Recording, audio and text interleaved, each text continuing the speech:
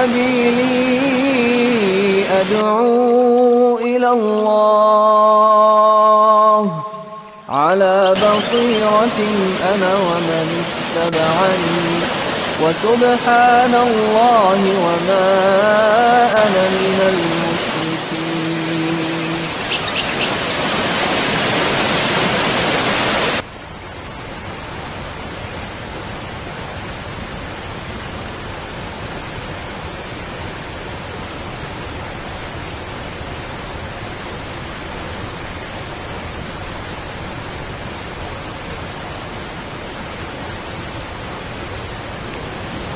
Alhamdulillahi Rabbil Alamin,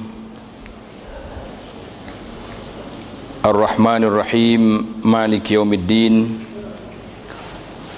Asyhadu an la ilaha illallah wahdahu la syarikalah, wa asyhadu anna sayyidana wa nabiyyana Muhammadan abduhu wa rasuluh.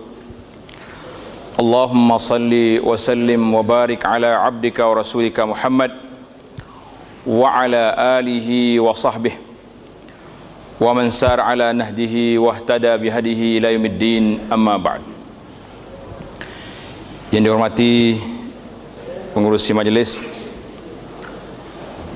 yang mulia, yang dimuliakan Datuk dan semua kaki tangan Karangkraf, muslimin dan muslimat, Assalamualaikum warahmatullahi wabarakatuh.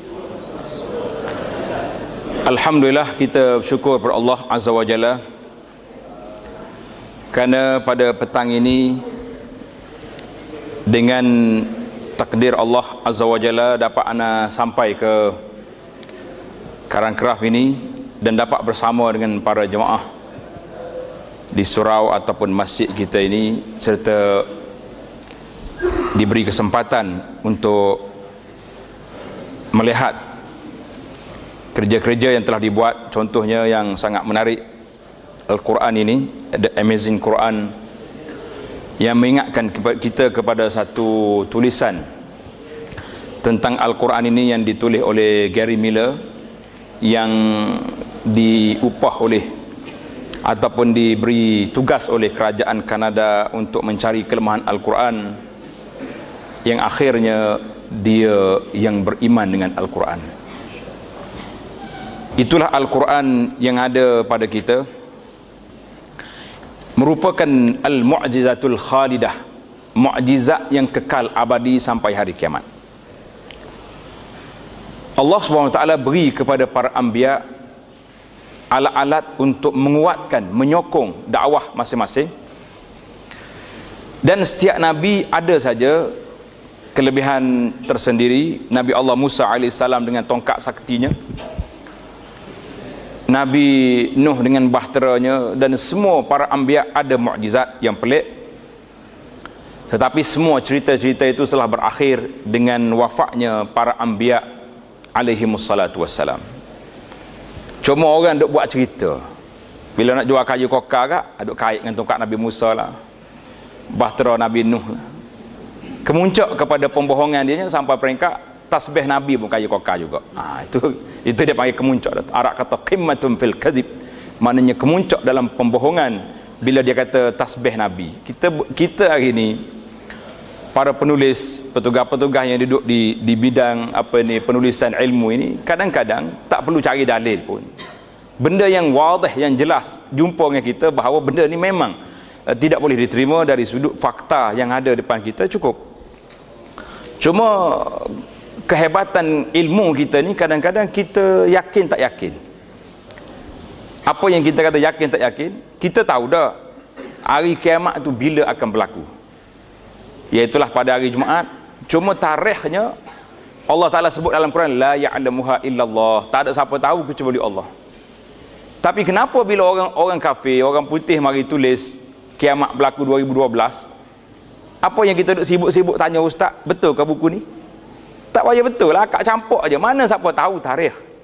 Sekarang ni ubah tarikh pula, ke tahun berapa pula dah. Dia boleh ubah siapa saja lagi benda tu tak berlaku. Yang pentingnya kita orang Islam ni yang ada Quran di tangan kita. Kerana itulah bila kita baca Al-Quran Al-Karim ini, dalam kitab tafsir yang diterbitkan ini 33 panduan Al-Quran. Banyak dalam ni ada Allah Ta'ala beri kepada kita Al-Quran ini cukup. Siapa dia mengkaji Al-Quran akan bertambah imannya. Sebagaimana firman Allah Ta'ala dalam surah Al-Anfal, yas'alunaka 'anil anfal qulillahu wa idza tuliyat 'alaihim ayatuhu zadatuhum imana. Allah Ta'ala sebut wa idza tuliyat 'alaihim ayatuhu zadatuhum iman. Bila dibaca ayat Quran bertambah imannya. Cuma yang jadi masalah kita ini, kita hanya terhenti setakat itu saja. Daripada muda sampai ketua kita baca, belajar tajwid begitu semangat, tapi tidak tenggelam dalam mengkaji tadabbur Al-Quran, yang menyebabkan kita hanya berjalan di atas level yang satu saja, iaitu ngaji Quran, tapi tidak mengkaji dan tidak mentadabbur Al-Quran. Allah SWT bila beri kepada kita surah Al-Fatihah yang menjadi bacaan wajib, sahabat-sahabat kita ni terkejut bila dia baca kenyataan Imam Syafi'i rahimahullah. Imam Syafi'i kata wajib kena belajar bahasa Arab. Dia kata macam mana saya dah tua nak belajar macam mana? Yang wajib tu berapa perkara? Yang wajib dalam solat kita berapa? Takbir, Allahu Akbar. Bahasa Arab ke bahasa Melayu? Arab. Dah satu dah belajar. Sudah pula takbir pula kita baca Bismillahirrahmanirrahim, Alhamdulillahi Rabbil Alamin. Arab. Apa takutnya? Sudah belajar semuanya. Jadi kita kadang-kadang terkejut bila orang kata wajib. Sudah. Bila pula nak daftar bahasa Arab kat mana pula, masa tak ada, tak sempat. Ini bahasa Arab yang wajib kita belajar. Kerana dalam solat ini tidak ada bahasa komunikasi dia kecuali dengan bahasa Arab, bahasa Al-Quran Al-Karim. Di dalam surah Al-Fatihah Allah Ta'ala beri kepada kita, ya ihdinas siratal mustaqim siratal ladzina an'amta alaihim. Ini doa kita. Karena itulah solat itu sendiri disebut dengan nama doa. Salah dengan makna doa. Orang kata apa doa dalam solat ni? Ada rokok, ada sujud, ada bacaan, ada takbir. Kenapa dinamakan doa? Di sinilah telah ditafsirkan oleh para ulama bahawa doa itu ada dua kategori. Dan Nabi SAW telah menyebut bahawa ad-du'a'u huwal ibadah. Doa itu sendiri disebut dengan nama ibadat. Ibadat ini sama ada kita lakukan hanya untuk Allah Azza wa Jalla semata-mata, atau kita buat ibadat ini dengan permintaan kita nak satu perkara. Bila kita baca Al-Fatihah, Allah Ta'ala telah berfirman dalam hadis Qudsi, qasamtus salata baini wa baina abdi nisfain. Tuhan sebut, aku dah bagi salat ini di antara aku dengan hamba aku bagi dua. Idza qala alhamdulillahi rabbil alamin, Allah Ta'ala jawab, hamidani abdi, hamba aku telah puji aku. Sampai kepada iyyaka na'budu wa iyyaka nasta'in, Allah Ta'ala bagi tahu haza baini wa baina abdi nisfain. Sampai di sini aku bagi dua di antara aku dengan hamba aku. Wali abdi ma sa'al, bagi hamba aku dia minta apa dia nak. Maka permintaan yang diajar oleh Allah SWT dalam surah Al-Fatihah, ihdinas siratal mustaqim siratal ladzina an'amta alaihim, ila akhir surah. Jadi permohonan kita minta dengan Allah Ta'ala nak apa? Siratal mustaqim, minta nak jalan yang lurus, jalan yang benar, jalan yang diredai oleh Allah Azza wa Jalla. Maka kalau ini benar kamu minta, ini yang kamu nak dalam hidup kamu, ini yang kamu nak cari, maka Allah SWT jawab dalam surah awal surah Al-Baqarah, Alif Lam Mim, zalikal kitabu la raiba fih. Allah, kita bercakap minta dengan Allah Ta'ala. Hari ini para jemaah muslimin dan muslimat, permintaan kita dalam Al-Fatihah, apakah kita hayati ataupun kita baca saja? Itu jadi persoalan. Kerana itulah bila orang kata betul ke ayat Allah Ta'ala sebut innas salata tanha 'anil fahsya'i wal munkar, solat itu sendiri melarang, mencegah manusia daripada melakukan fahsya' dan melakukan kemungkaran. Kif saya solat, sudah solat, keluar selipar kita hilang pula dah. Macam mana solat mencegah kemungkaran? Lepas solat tengok telefon pun hilang juga. Apa nak kata? Kita kata orang tu bukan pergi bersolat tapi pergi melakukan solat saja. Itu perbezaan yang cukup ketara. Macam orang pergi haji hari ni, subhanallah, tak cukup kota pergi haji. Orang jual kota beli kat luar, sanggup pergi tapi balik tidak ada perubahan. Sebab apa? Kita hanya pergi mengerjakan haji tapi tidak melakukan amal-amal haji sebagaimana yang sepatutnya dilakukan, sebagaimana sepatutnya disyariatkan. Maka kalau betul permintaan kamu ini dalam salat kamu, ihdinas siratal mustaqim, Allah jawab, zalikal kitab la raiba fih. Ini kitab aku. Apa dia tugas dia? Hudan lil muttaqin. Dia memberi petunjuk bagi orang-orang yang bertakwa. Orang yang bertakwa, maka Al-Quranlah tempat hidup dia. Al-Quranlah yang menjadi tempat pergantungan dia. Al-Quran ini diturun untuk manusia. Orang yang masih hidup tidak diturunkan untuk benda-benda lain ataupun semata-mata kepada orang yang mati sahaja. Tidak.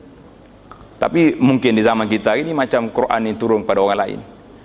Saya tengok dalam bulan Ramadan sahaja baru ini lebih ataupun hampir 10 jenis air-air yang dijampi Quran saja. Saya tak tahu tuan-tuan sini ada buat kajian ke tidak. Coba buat senarai 10. Yang besar sekalinya, air kami ini telah direndam dengan sarang anak-anak yang makan 22 juzuk Quran. Tu Quran biasa tu. Kalau Quran amazing lepas ni kena 22 juzuk ni, rasa naik 200 sebotol. Tak cukup dah dengan RM20 sebotol dah. Ini besar lagi ni. Ini perbincangan kita yang hari ni pula bila timbul gambar-gambar Al-Quran dipasang di kubur. Subhanallah, bila Tuhan turun untuk menghidupkan Quran itu kepada orang mati, dia turun Quran ini kepada orang hidup. Ini para jemaah, bila kita duduk dengan Al-Quran sangat besar. Sumbangan kita cukup hebat. Sebab apa? Allah Ta'ala sebut di sini, zalikal kitabu la raiba fih hudan lil muttaqin. Pasal itulah disebut dalam kitab kita ni, tafsir Quran dengan sunnah. Ada yang terawal sekali dia panggil tafsirul Quran bil Quran. Itu yang paling tinggi darjat dia, tafsir Al-Quran dengan Al-Quran. Contohnya bila sebut dengan ayat ni, zalikal kitab la raiba fi hudan lil muttaqin, maka disambung dengan surah Al-Isra. Tuan-tuan boleh tengok dalam surah Isra satu ayat, inna hadzal Quran yahdi lillati hiya aqwam. Inna hadzal Quran yahdi lillati hiya aqwam. Itu cantik. Coba ambil ayat ini, sambung dengan sini. Syekh Muhammadul Amin Asy-Syanqiti, orang Syanqiti yang menjadi ulama besar di Masjid Nabawi Syarif, dia tulis dalam kitab dia Adwaul Bayan fi Tafsiril Quran bil Quran. Menarik. Kalau kita sini sudah ada tafsir Quran dengan hadis, insya-Allah kita kena tengok juga tafsir Al-Quran bil Quran. Nak tunggu contoh yang pertama yang saya boleh cadangkan di sini, kita ambil ayat ni, zalikal kitabul la raiba fih hudan lil muttaqin, kemudian disambung dengan ayat yang ada di dalam surah Al-Isra ayat 9, inna hadzal Quran yahdi lillati hiya aqwam. Satu risalah boleh dikeluarkan. Bagaimana petunjuk Al-Quran dalam segala perkara, dalam semua bidang, dalam sudut akidahnya apa yang disebut dalam Quran, dalam sudut ibadatnya apa yang disebut dalam Al-Quran, dalam bab muamalah, dalam bab perundangan, di dalam bab kekeluargaan, semua sudah ada di hadapan kita. Maka apa lagi yang kita nak kata? Al-Quran ini tak cukup? Tak. 30 juzuk Al-Quran cukup banyak? Banyak ke sikit 30 juzuk? Sikit apa, sekali setahun tak khatam. Itu Allah Ta'ala turun Quran kepada kita. Ini kita induk. Karena itu dia sebut dua ayat, wa yuhillu lahumut thayyibat wa yuharrimu alaihimul khaba'is. Allah kata, aku halalkan benda baik, haramkan benda yang tak baik. Bagaimana kalau Tuhan nak sebut benda baik itu apa dia? Bermula dengan makanan, dengan buah-buahan. Berapa ratus jenis buah ada atas dunia. Itu buah standard Malaysia. Kalau kita pergi Mekah pula, berapa ratus jenis tamar ada. Pergi negara-negara Arab pula di Timur Tengah, berapa buah tin wa zaitun cukup lengkap. Jadi akhirnya kita kena baca nama buah dalam Quran. Wa tin wa zaitun tak habis-habis dia. Pada makan buah durian, pakai senyap situ. Nah, Allah Taala bagi ayat Quran kompres dalam 30 juzuk Al-Quran ni, tapi kalau dikembangkan tafsir yang paling besar sekali yang ditulis di antaranya tafsir apa? Al-Imam At-Tabari contohnya tulis berapa puluh juzuk Al-Quran. Tafsir Ar-Razi, semua benda dalam tu ada. Setengah ulama tafsir kata tafsir je tak ada, cerita lain semua ada. Itu melampaulah. Tapi nak ceritanya dalam tu semua ada, termasuk tafsir, hukum hakam dan perkara-perkara yang lain banyak. Jadi kita katakan bahawa Al-Quran Al-Karim ini selagi dikembang, selagi dia luas. Karena itulah muslimin dan muslimat, apa yang saya nak sebut di sini bahawa usaha kita di dalam menerbitkan Al-Quran, dan ada setengah orang kata membumikan Quran. Tak tahulah istilah membumikan Quran ini sesuai ke tidak. Saya bimbang, takut orang salah baca mengkebumikan Quran. Pasal ada satu kes dulu, orang pergi ke mana satu tempat atas dunia nak pergi tanam Quran. Ingat ada cerita? Kau tak ingat? Anak pun tak nak sebutlah, tanya lepas ni. Dia bawa Quran, hak tu dia bagi ke siapa dia tahu. Dia pergi ke satu tempat yang jauh. Dia kata dia nak pergi tanam Quran itu. Kata subhanallah, kalau tak nak saya sanggup simpan Quran tu. Kenapa nak pergi tanam? Al-Quran yang tidak diturunkan oleh Allah SWT untuk dikebumikan. Al-Quran yang tidak diturunkan untuk diberi kepada orang-orang mati seperti yang dibaca itu, diturunkan kepada kita kerana syifa. Al-Quran ini mengandungi syifa, iaitulah penawar yang cukup besar, penawar untuk kehidupan kita yang biasa ini dengan undang-undangnya, penawar kepada hati kita yang bila kita berfikir, selagi mana kita berfikir, kerana itulah kita kuat. Nabi SAW bila bangun daripada tidur, di antara ayat yang dia baca iaitulah ayat 190 yang akhir surah Ali Imran. Ini kena balik tadabbur Al-Quran. Malam ni bangun nak tidur tu tanda akhir ayat surah Ali Imran, 10 ayat terakhir iaitulah 190, inna fi khalqis samawati wal ardh. Jadi ayat ni dalam kitab kita ni ada cerita dia panjang. Saya pun mungkin saya akhir dengan cerita ini, iaitulah satu malam Nabi kita balik ke rumah Aisyah radhiyallahu anha, rumah isteri dia Aisyah. Nabi kata, ya Aisyah, sebelum cerita itu ada sahabat yang datang jumpa Aisyah. Dia tanya, ya Aisyah, wahai ibu, cuba cerita kepada kami benda-benda yang pelik dalam hidup Nabi SAW. Aisyah bila tanya tentang Rasulullah terus menangis, menangis. Sebelum dia bercakap, dia menangis. Dia katakan, amruhu kulluhu ajaba. Allahu Akbar. Aisyah kata, semua hak Nabi buat tu pelik belaka, tak ada benda yang tak ajaib. Jadi satu malam dia balik rumah aku, dia minta izin, ya Aisyah, inni ata'abbad, aku minta izin walaupun malam ni giliran tidur di sini, tapi tak nak tidur sebab nak beribadat kepada Allah Azza wa Jalla. Dengar ni, pihak muslimah kena dengar jawapan Aisyah. Aisyah tak kata, pergilah ibadat, tak ada masalah apa-apa. Tapi dalam jiwa lain perasaan. Tengok, dia punya ta'rid, bahasa Aisyah cukup tinggi, dia punya balaghah. Dia kata apa? Ya Rasulullah, inni uhibbu qurbak. Wahai Rasulullah, saya suka kalau boleh duduk dekat dengan Nabi SAW. Mana boleh tidur sekali. Orang kata boleh duduk tepek sekali situ kan. Tapi dia kata, wa uhibbu anta ta'abbad, tapi aku suka tengok Rasulullah beribadat. Tengok, dua-dua permintaan diberi tapi perasaan di luar. Hebat ke tidak Aisyah? Hebat. Kita pun macam tu jugalah. Kalau suami nak minta pergi mana-mana, saya sukalah awak nak pergi tu, tapi kalau bawa saya sekali kan bagus. Kau macam mana Muslim ada? Itu baru betul jawapan. Ini belajar sirah Aisyah radhiyallahu anha. Tengok dia punya cara di jawapan cukup halus dan teliti, dia punya cara jawapan. Lepas tu baru dia cerita bila Nabi ambil wudu, semua sempurna wuduk, maka dia bangun, berdiri tengah solat, basah janggut. Bila dia rokok, basah dia punya lantai. Bila dia sujud, basah tempat sujud sampai ke subuh. Bila anak azan subuh, tengok Nabi menangis. Bila tanya, ya Rasulullah, wa ma yubki, wahai Rasulullah, kenapa menangis? Tuhan telah diberi keampunan oleh Allah Ta'ala dahulu dan kemudian. Nabi kata, ya Bilal, mali la abki, wahai Bilal, kenapa aku tidak menangis? Allah SWT, waqad unzila alayya al-barihah, semalam telah turun ayat, inna fi khalqis samawati wal ard wa ikhtilafil laili wan nahar la ayatil liulil albab. Semalam turun kepada aku ayat ni, penciptaan langit dengan bumi, silih berganti malam dengan siang ini, la ayatil liulil albab, menjadi tanda kepada orang yang mempunyai pemikiran, akal yang waras, akal yang baik. Kata Nabi sallallahu alaihi wasallam, wailun liman qara'aha wa lam yatafakkar fiha, celaka, rugilah orang yang baca Al-Quran tapi tidak bertadabbur, tidak berfikir dengan dia. Alhamdulillah, muslimin dan muslimat para jemaah, saya rasa itu sajalah tazkirah ringkas kita pada petang ini. Dan saya sangat gembira tengok bila kita beri peluang kepada masyarakat kita yang tak boleh bahasa Arab, dengan tafsir Ibnu Katsirnya, dengan sirah Nabi SAW-nya, insya-Allah panel kita akan memilih riwayat-riwayat yang sahih daripada Nabi SAW.